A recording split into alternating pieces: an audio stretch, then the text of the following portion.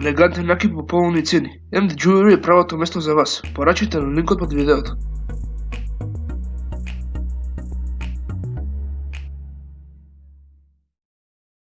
Добро утро, во последната епизода на оваа сезона на I Risk Care Supernatural.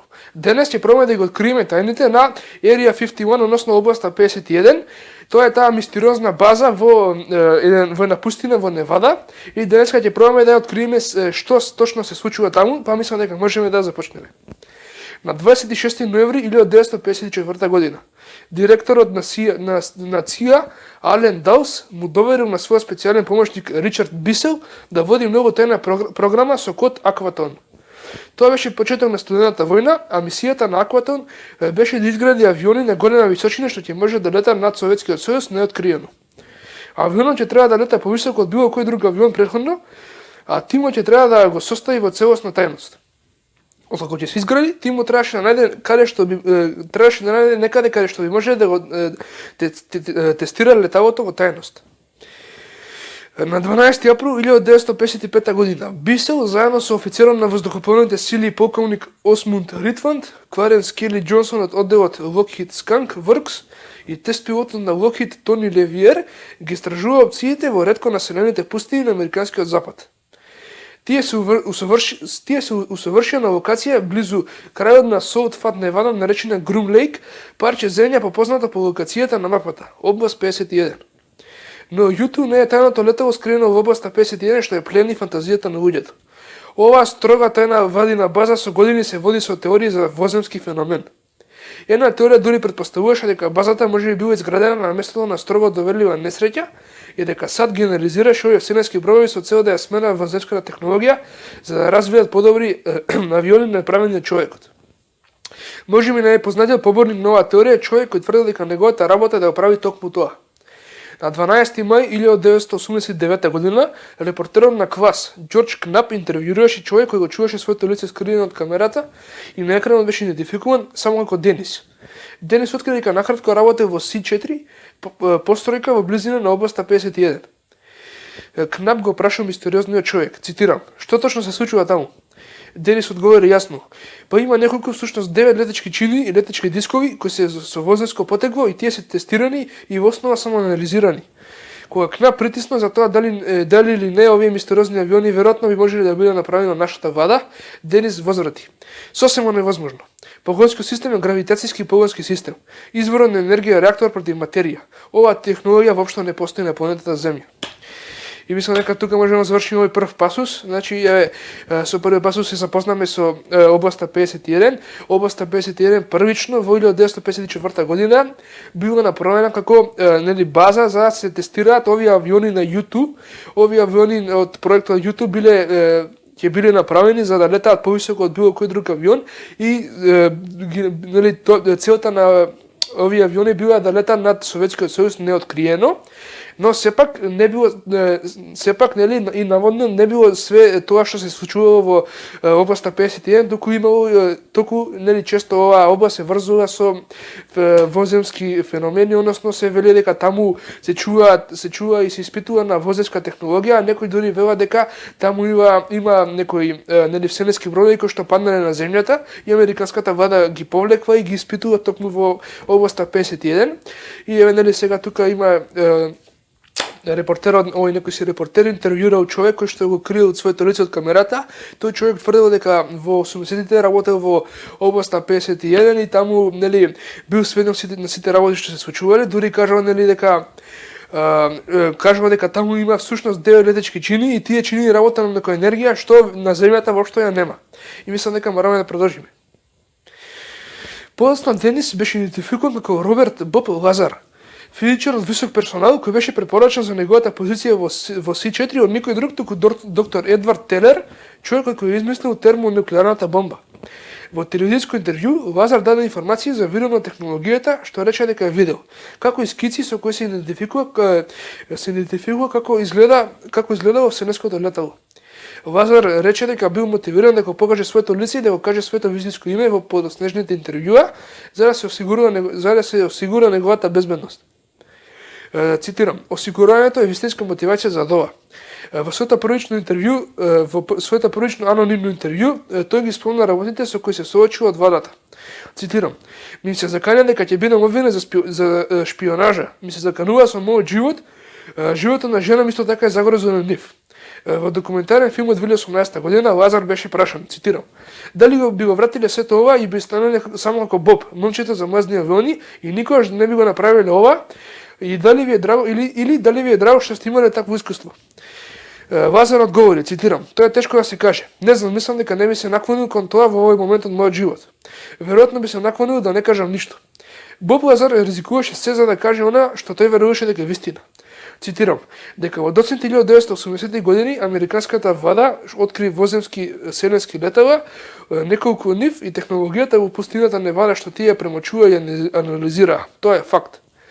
Но дали е тоа факт или овие вселенски летала во земјани се само тековни видувања на U-2 авион на голема височина што започна на овој начин во далечната 1955 година. Во извештајот на ЦИА, кој беше целосно декласифициран во 2013 година, се наведува дека програмата U-2 е одговорна за неколку забележани НЛО околу областа 51. Сушност имаше значителен пораст на пријавените видувања на НЛО во исто време кога започна тест летовите на U-2 во областа 51. Значи еве сега овде има многу добри факти, баш кога во доцните тоест во 1950-тите години имало многу пријавувања на наводни НЛО, но сепак се вмешува фактот дека баш тогаш се тестирале летавата на U-2 и се може да се каже дека тоа што го виделе луѓето што го пријавувале не биле никакви вселенски броеви, туку биле летавата на U-2. И може да продолжиме.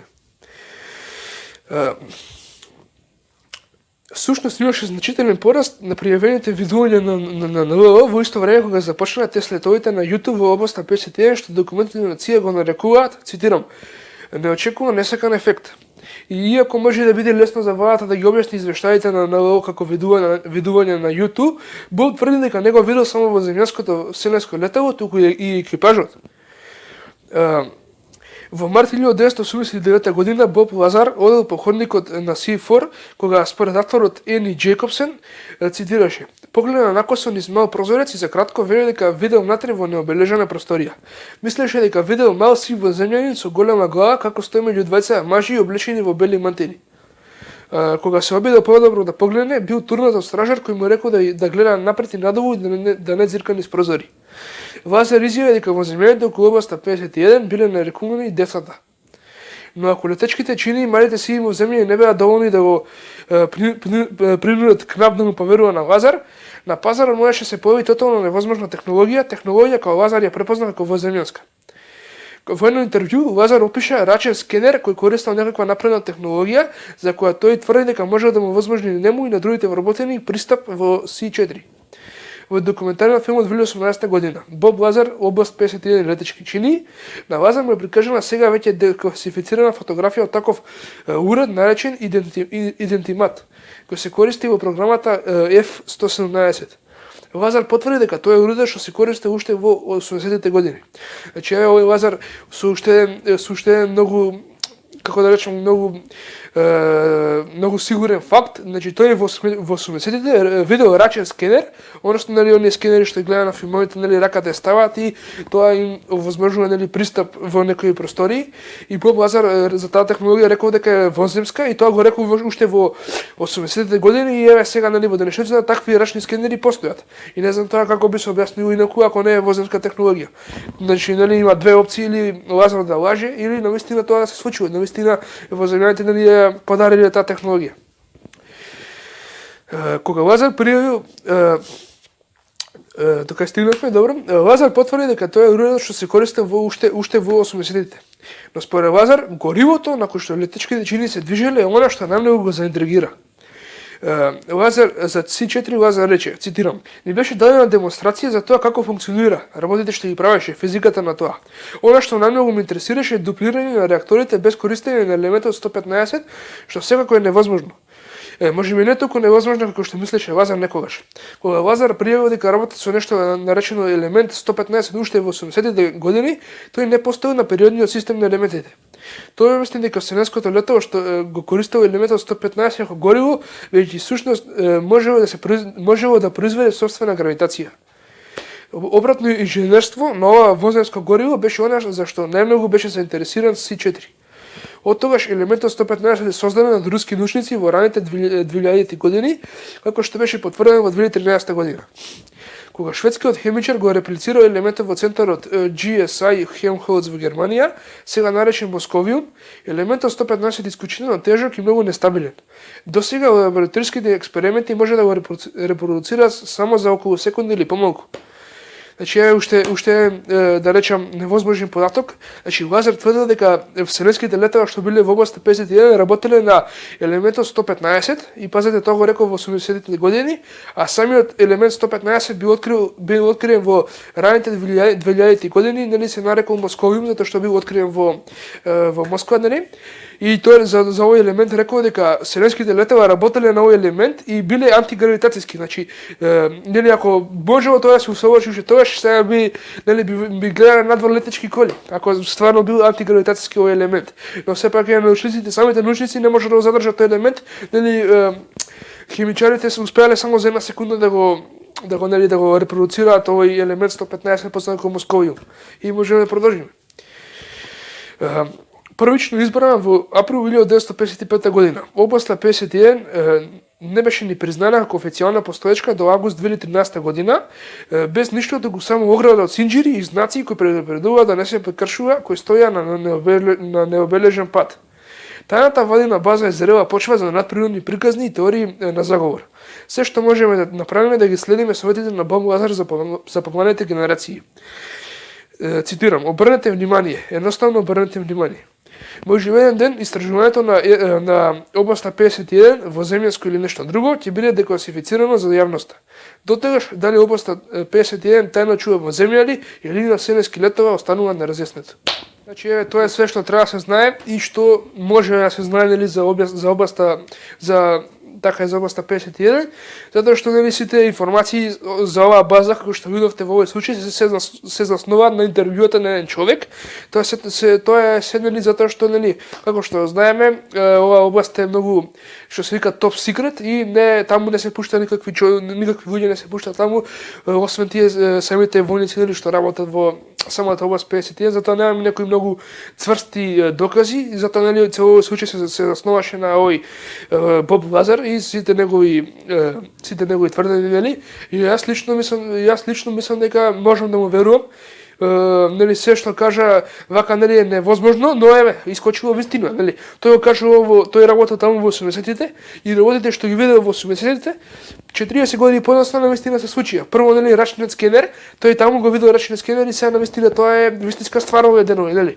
Исто така и со елементот 115, тој елемент нели во раните 2000-ти години се открил од научници се нарекол московиум, а Боб тврдел дали уште во 80-тите тој елемент постоел и нели ова не може да се одговори никако друго, односно да се каже дека тогаш можеле да постои само од воземски, нели, воземјаните тогаш го донеле и луѓето дури сега го користат. И така може се да се објасни, не знам на друг начин како би може да се објасни тоа што нели луѓето го откриле во 2000-те години, а Боб тврдел дека тоа го има уште во 80-тите во областа 51. Јас мислам дека лично мислам дека во таа област 51 се случуваат многу тајни работи. Сега дали се во земја, дали е нешто друго поврзано со американската влада и нивните тајни, нели секако ќе остане неразјаснето. Мислам дека тоа е се што можеме да кажеме за овој случај. Ова, како што кажаме, последната епизода за оваа сезона на Are You Scared? За кратко време стигна нова сезона, дотогаш пријатно и се најдобро.